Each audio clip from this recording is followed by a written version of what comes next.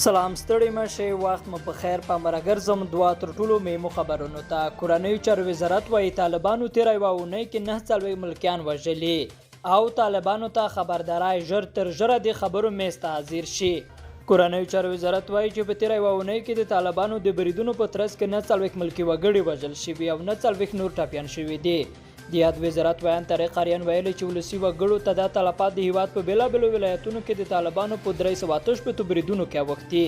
اغه زیات کړه چې د ډلې په تیر یوونه کې د هیواد په 22 ولایتونو کې وسلوال بریدونه او نظامی تحرکات کړي دي چې په پایله کې 98 ملکی وګړو ته مرګ ژوبلا وختي ده. نوموړي زیاته کړې چې د یادو تلفاتو ډیره برخه په کندهار ولایت کې ثبت شوې ده. طالبانو تر اوسه په دې اړه څه نه دی ویلي او د ولسمشر دویم مرستیال سرور دانش وایي دولت د سولې پر وړاندې پراته خنډونه لرې کړي دي او اوس طالبانو ته پکار ده چې ژر تر ژره د خبرو میسته حاضر شي.